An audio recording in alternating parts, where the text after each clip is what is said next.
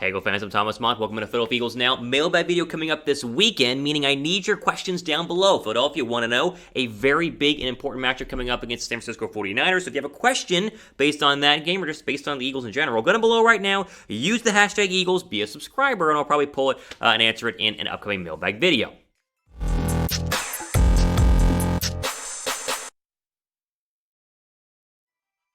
Today's video is brought to you guys by our friends at BetQL, whose best bets algorithm went 13-2. They were really good last week on their 5-star bets from Thursday all the way to Sunday. Go ahead and jump in on this deal, chatsports.com/EaglesQL/. Use the promo code ChatEagles for 25% off their subscription offerings that get you the advantage over your sportsbook. Okay, I want to jump into the latest Eagle news here on a Thursday, and there's something that happened on Saturday of the last week that no one talked about that's pretty significant. I want to bring it to attention right now. That is Fletcher Cox's brand new contract. Yes, a couple of days ago, very, under the radar, Philadelphia restructured the starting tackle's contract to go ahead and convert part of his base salary, about $13.925 million, into bonus, which essentially means that it's guaranteed. It's a way to go ahead and create more cap space, and in doing so, they created $11.14 million in cap space. That's not like $2 million or $3 million. That's $11 million in cap space, meaning Philadelphia now has some of the, or at least a third most money, according to Over the Cap, in terms of free cap space in the entire National Football League. I mean, look at this chart right here.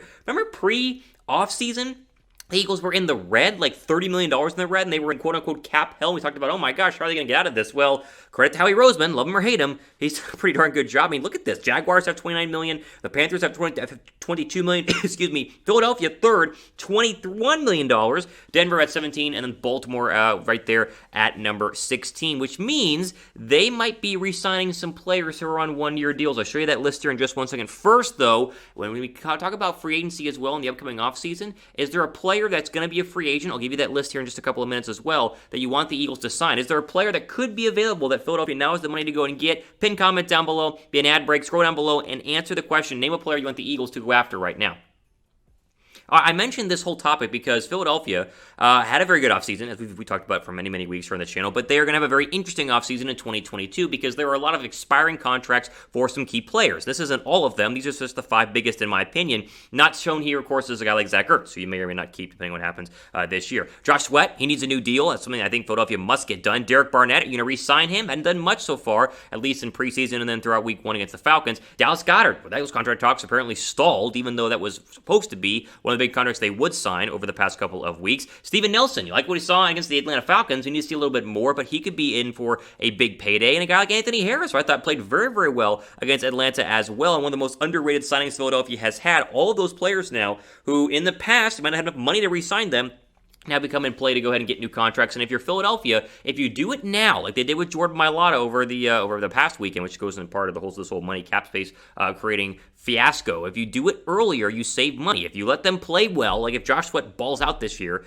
and then you pay him after this year, he's going to get more money than what you could do if you paid him right now. So look for Philadelphia, in my opinion, to extend some more guys over the next couple of weeks. I would do it. That's my opinion. Now, I mentioned 2022 free agent targets. These guys are, playing on the final year of their deals. There's no guarantee that they're going to actually hit free agency, but as we've talked about, Philadelphia not only was going to have a lot of money in 2022, but now with the new caps move via the Fletcher Cox deal, these guys become in play. Like Davante Adams becomes in play. He's not going to re-sign with Green Bay. Are you kidding me? Green Bay was like a dumpster fire there in week 1. Allen Robinson, he's playing on a franchise tag. He wants out. Von Miller, the final year of his deal, going to be a little bit older, maybe a discount deal to go to a winning franchise, although Denver looked pretty good in their week 1 win over the Giants. Juju Smith-Schuster, Eagles reportedly threw money at him this offseason. He said no, because they throw a little bit more and bring in the PPR god, as some people call him on fantasy football. The guy is just a pass-catching monster. And a guy like Stephen Gilmore, who, trade rumors, we talked about those this offseason, another option if Philadelphia wants to go ahead and get involved. Again, this is all, very futuristic stuff. They might not re-sign anybody anytime soon. They might not look to, do anything at the trade deadline, even though now they have money. But this is important to know as an Eagle fan,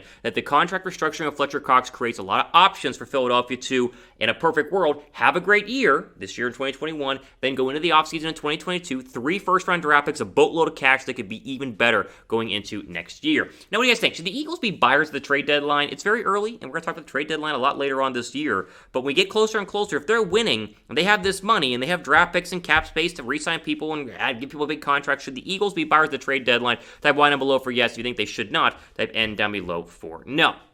As I mentioned earlier, our sponsor today's video, of course, is BetQL. They have this bet computer model, which scans 350,000 unique bets per year to give you their best bet options and their best bet guarantees in terms of 5-star bets, 4-star bets, 3-star bets, 2-star bets. Their 5-star bets last week, from Thursday to Sunday, went 13-2, and I used the majority of those to give you my prediction. I went 4-1 in my bets last week, and it always do with our friends at BetUS. They do the spreads, the over-unders, and again, everything you need to be most informed in terms of placing your bets for each week in the NFL. Go to chatsports.com/EaglesQL/ to get started now, and have the discount code ChatEagles at payment, and to go ahead and get 25% off any of their subscription offerings. All of this info is down below in the description box.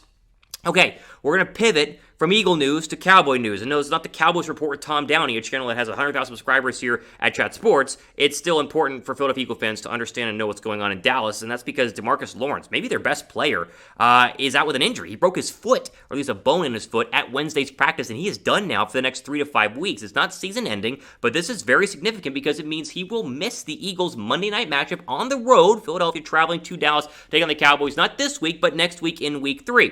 This is a big blow for the boys. I mean, this is a big deal in Dallas, coming off the heels of Zach Martin missing games due to COVID, and then, of course, Tyron Smith, I think, their starting right tackle, he's out in the next 5 games due to a failed drug test and abuse of the substance abuse policy or whatever it is over there in Dallas. Now, we don't want to, get excited for players getting injured, even though it is Dallas, and any, hindrance to Dallas is a good thing for Philadelphia. I'm not going to sit here and be like, yay, DeMarcus Lawrence got hurt, because we don't want that, because you flip the script, and it's Brandon Graham will be very upset. But this is a big blow, and it could shift some of the balance of power in the NFC, because you look at the NFC East, most people assume it'd be Dallas at the top, and then one of the three, whether it's us or the Washington football team or the Giants, as the second best team. Well, if the Giants look terrible in their first game against the Denver Broncos, they're not going to be a threat, in my opinion. Washington has a quarterback issue and really an offensive issue as a whole. Philadelphia, the only team that won last week. And so if the Eagles can gain ground now on Dallas, including a big win in Week 3 on the road without DeMarcus Lawrence and their starting right tackle, it could go a long way for Philadelphia in order to potentially win the NFC East, because as we know, Dallas is still a very good football team, in my opinion. I think they're going to win a lot of games this year, but if the Eagles can get a head start, that is big news for all of us here in Philadelphia. Speaking of a head start, Week 2 is not easy for the rest of the East. I mean, look at this. Dallas is at the Chargers. I mean, the Chargers are one of the best teams, in my opinion, in the AFC. I'm also starting Justin Herbert, so I'm hoping he's going to play well against the Dallas defense. Side note, we, of course, have the 49ers. Not an easy matchup, but a big NFC win if they can do it. And then Giants-Washington is tonight, Thursday night, and so, honestly, pick your poison. I'd rather Washington lose that game. I'm going to root for the Giants tonight because I think Washington's a better football team, so the more losses they have, the better. But this is a very interesting week and a very interesting first 4 weeks, the first month of the year in the NFC East, and the DeMarcus Lawrence injury is important and something you guys needed to know about here on the channel. We wish him well, hope he gets better, but he's going to miss the Eagle game, and that's technically good news for all of us in Philadelphia. What do you guys think? Are the Eagles going to win the NFC East? Like, it's early. I saw Get Up doing anything on this morning. I was at the gym, and they're like, are the Eagles the favorite to win the NFC East? And Bart Scott was like, no, not a chance. And I'm like, Bart, did you even watch the NFC East this weekend? Like, crazy stuff. You think they will win the NFC East? Type 1 and below for yes. You think that they will not? Type 2 down below for no. Now, I want to give a shout out to BetMGM, and a great place to go ahead and get in on the betting landscape. Go to chatsports.com/EaglesMGM/. Sign up and create an account on BetMGM. Deposit $10 into your account. Bet the $10 this weekend, and then you receive a free year of BetQL. We talked about that earlier up there in the video to give you guys all the models for everything covering the spreads, the over-unders, and the player prop bets. This link is down below in the description box. Just $10 in your BetMGM account, and then you get the free year of BetQL, which gives you all the details on how to beat your sportsbook, which helped me go 4-1 last week in my 5 big bets. Okay, quickly, Eagle injury news. People on Twitter freaked out when the Eagles released their official injury report for this week here in Week 2. They did it yesterday. Let's break it down. It's not a big deal. Everyone needs to calm down. So here were the guys who missed practice or were limited in practice. Zach Ertz with the hamstring, Brandon Brooks with the knee, Marcus Epps is in concussion protocol, Ryan Kerrigan had a personal issue. They don't really say what it was, but expect to be back tomorrow at practice. And J.J. Arcega-Whiteside had an undisclosed injury. He's day-to-day, and I think he's going to miss the game on Sunday against the San Francisco 49ers. The Ertz hamstring injury, he injured it right in front of me when I was at the game. He was trying to warm it up on the sideline. It's all precautionary, I'm told. So it's not a big deal for Zach Ertz. They're kind of holding him out just to make sure he's 100% good to go. He will play on Sunday against the 49ers based on what I am hearing. Brandon Brooks, likewise. I mean, the knee thing, he played in the entire game. The knee has continued to heal well from the ACL injury. It's not a big deal, the ACL, the Achilles, whatever it was, but he just had a little bit of knee soreness in practice 2 days ago, and so they held him out yesterday just as a precautionary thing. He will play on Sunday as well, and he's much needed as the entire entire Eagle offensive line has their hands full for the 49ers, who are a much better pass rush football team than Atlanta. Atlanta is trash rushing the passer. The 49ers might be one of the top 4 or 5 rushing the passer, and so a great opportunity for Brooks and the rest of the gang to go ahead and prove their worth and show just how great they are on Sunday against the 49ers. Now, there are some injuries here, and I just showed you those, but I think they're going to be fine. Show some love, though, for the injury Eagles by commenting get well soon. I think most of these guys are going to be good to go. I think Epps is probably going to miss the game, and I do think that Whiteside is going to miss the game as well, but I think Philadelphia is going to be just fine, so I am not worried about it. All right, all the time for today here on our Philadelphia Eagles Now news and rumor video. When I jump on here, make sure you guys go ahead and be up to date because the season's here and we're pumped, and I'm excited to see what Philadelphia does on Sunday against the 49ers. Now, go down below, again, mailbag, ask any question you possibly want. Be sure to subscribe as well. Plenty more content, including that mailbag video coming up in the next couple of days and weeks.